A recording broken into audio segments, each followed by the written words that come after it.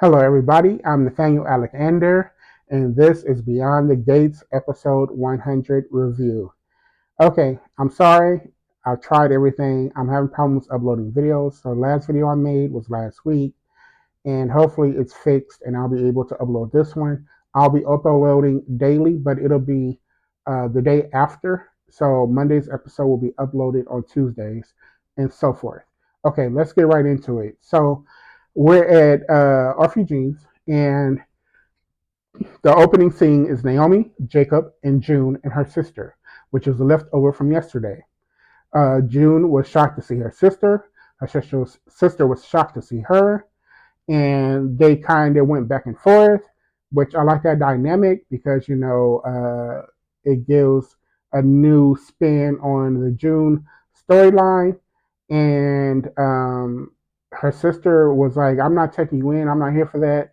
Because June thought that's why she was there because they're trying to get her to live with her, and her sister was like, "Been there, done that," and so that was cute, a cute little moment. But I am really shocked that she remembered her sister. She remembers she doesn't like her sister, but she doesn't remember anything about the kids. And she didn't remember going with her sister to take the pictures of the kids. She didn't remember any of that. And so I don't know if it's cognitive or has something to do with the drug use because the sister revealed that she's an addict, which kind of makes sense now. But I was really shocked because she was not pinning it on. She really didn't get it. But then I did notice when her sister mentioned their names, their real names, she kind of looked off to the side like something was coming back to her. And so her sister and her went back and forth, and her sister revealed that she's tried to do everything she could for June and her family as well. And June is not having it like she is treating Jacob and Naomi. And so June said something about pictures can't feel, so pictures can't be real. So I think that she knows that something's not right and that her memory or something's off because she has all this attachment, and she was confused by her sister having a picture because she thinks that she's found this picture of hope and it has nothing to do with her. So she was like, why does my sister have this picture and a better copy? And so basically, June left and said she didn't want anything to do with Naomi or none of them. And her sister pretty much had the same reaction, was like, don't call me anymore. I don't really want anything to do with June. I was like, oh, okay, that's a resemblance, family resemblance. And so basically, it seems that Samantha and Tyrell are her kids. So we'll see how that plays out. And would love to see her sister come back once everything is found out and see how that dynamic plays out. I am excited for the future with this storyline, and I'm glad on a side note that it's been answered that she's not Haley's twin sister or mother or auntie because they're trying to put them together real quick on the social medias. And so I'm glad that that's pretty much answered. So now we're going to move to Ashley and Andre. Only thing that goes together to me between these two are their names. And I don't see the attraction for each other. And I'm not gonna get into it about them too much because I'm not really a fan of their storyline. But I will say this: that I'm not a fan of how he's whining and dining her and giving her the full romance of soap operas or unrealistic romance of soap operas. But all the other girls on the show, such as Kat, such as Danny, and even Eva, they're not getting the romance from the gentleman that they're involved with or in a relationship with. And I'm not a fan of that. It's like it seems to be more conversation and sex with those couples, but he's giving her the full romance and he's sweeping her off her feet and he's uh, doing all these gestures to get her and win her. And I'm not a fan of that. You know, they all deserve that, not just her. I'll leave it at that. And so they tried to open up to each other, and he told her about his parents dying and how he's tying that to his photography, and that's why he got into it because photography is forever and it's not fleeting. And she kind of turned it into a conversation about herself and what that means to her and all that stuff. And I'm like, I'm tired of the whining and me, and main character disease that she seems to be displaying all the time. And also, too, I think that she did put a new spin on her character by basically saying she's been so involved in school that she's haven't really asked herself what she wanted out of her own life. And I think maybe that's the reason why she's treating Derek the way she's treating Derek. Because Derek is normalcy. He's, benchmark person. He wants the kids. He wants a wife. He wants a life. And that's too much stability for her because I think she's fighting her duality of wanting to be free, a free spirit, and a part of her is selfish. And I think that she doesn't want to give that up, but I think that she craves normalcy, perhaps from the way she grew up. I don't know, but she craves normalcy and stability, and so he provided that for her. But he's boring to her, and she doesn't want that. And I think the only reason she'll play for him again is because she's pissed because Shanice is making a play for him. So she's not willing to let go of her toys at the moment. But it did add another dynamic. So I can see why she's kind of confused about certain things and why her character comes across confusing. Okay, so now we're going to move on to Joey and Vanessa. And they were flirting and doing what they do. And I think the part of the attraction towards each other is the fact that Joey lives a nefarious lifestyle. I think that Vanessa's attracted to bad boys and he's attracted to bad girls. And so they want to do bad assery together. And so but I do think that the danger, the nefarious part of his life is definitely sexually charging their relationship. And the fact that he can bring that out of her and she can give it back to him definitely is getting him excited. So Doug walks in with his whole chest. I mean, he took a deep breath before he walked in that room. And so he's making little digs and decides he wants to gamble. And Vanessa was like, you've run us in a debt before. You said you wouldn't do it again. Now here you are. And he was like, well, whatever. It's clever. So he started to gamble, but Joey put a quick end to that. And Doug is full of that dark liquor. So he didn't like it. And so he was like, well, uh, he was making cracks about her um, not being able to get on her skirt, having facetious conversation with them both about being upholding citizens and what will people say about the fact that they're in bed together, figuratively and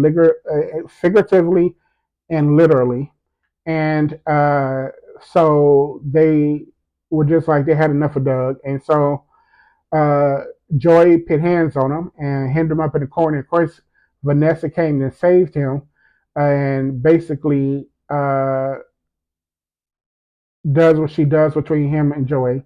And that's get them back on the same page, or at least she tries. But one thing about Doug that bothers me is Doug feels emasculated and he feels as if Vanessa is sleeping with the enemy. I don't think he has a problem with her cheating because he didn't before. I think it's because she's cheating with Joey, and Joey put him in check. Joey has been holding blackmail over his head. Joy has put him through the ringer, and so that's his enemy. So he's upset about her sleeping more with his enemy than sleeping with any other dude. And I think he feels emasculated, but then he's not taking responsibility for the fact that he handed his masculinity over to Vanessa, saying, "Here, I got this problem. You fix it," and she's fixing it the way she knows how, and now he's upset by that, and so now it's an issue, and now he's picking with them, and before he left, he threatened to basically that he threatened Joey, letting him know that he knows more than Joey wants him to know, and that he might take it to the police, specifically Jacob. And so that didn't go over well. So Joey decided to follow him and put a tracker in his car so he can see who he's talking to and who he's not, which makes sense. You know what I'm saying? Because you can't just talk crazy like that and then leave. Doug should know better. Doug know who Joey is. And So yeah, that's that on them. And so Dana is spending money she don't have. She's asked Eva to go to the father and get this money. Then she thought Eva didn't come through with the check, but Eva did. And Dana, she will switch on a dime. One minute she's praising Ava, next minute she's saying that she's a pushover because she thought she didn't get the check and all of this stuff. And then as soon as she got the check, she was talking about you're brilliant, you're brilliant. Pick a side. And so Eva confronted her about Doug telling Eva that Dana had hinted or pretty much said that Kat was the reason why they had the debacle at the office, and that she was upset with Dana for doing that. And how did she figure it out? And Dana said she knew because she knew her baby. And she was telling her, I'm trying to build a relationship with Kat. I don't want any more trouble. Dana don't give a damn. And so Dana go do what Dana do. And so Dana's got this plan in her head, but she needs this outfit, these earrings, in order to enact it. And so she's not paying her bills with this money like she claimed, which she lied, which we're not surprised because that's what she does. She lies to manipulate. And so that was pretty much it. And then Kat and Tomas met up, and basically he told her he was heels over head for Kat, and that when she obviously put that thing on him, and he can't see right, and so but he did apologize for venting to her because it made it seem like he was more upset with Kat than he was, but I don't think that's the truth. I think he was in his feelings and he was being honest, but I think now that he's had sex with Kat, I think that he's changed his mind, and so he basically thanked her for stopping them from going too far and was like, "We good," and left, which was kind of unrealistic and cruel because he know they're not good. He noticed they both were flirting. He know what they both were doing, and just leaving her high and dry like that was not cool. So Eva was crying and reminiscing about him through flashbacks, but also realized that she's probably lost him and she's upset about it. And Ted confronted Kat about her part in the office debacle. She pretty much admitted it, but turned it around on him and said basically it was his fault because he put her in a position and all this stuff. So somehow she turned that into him apologizing to her and pretty much leaving the situation. And but he tried to lay the hammer down, but he did not do a good job of it.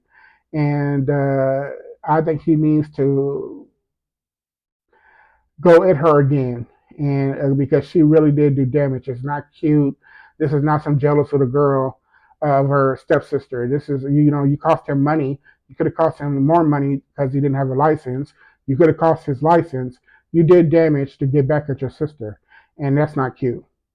And so Kat and Tomas had met up later on, and basically she told him she tried to fend him off because he was all on her. He is smitten. I think it's because it meant more to him than it did to her. I think that Kat is just not into him like she thought she was. And I think that's why the sex wasn't great.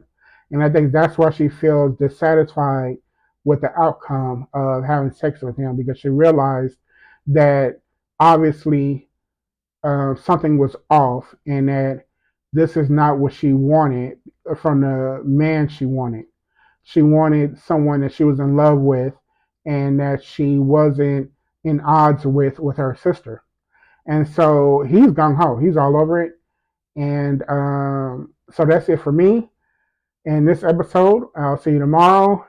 And I am Nathaniel Alic-Ander. This is my review. Please like, subscribe, and comment. I really appreciate it. And I'm sorry for the upload problems again. Hopefully this will upload and you will see this tomorrow. And thank you for listening.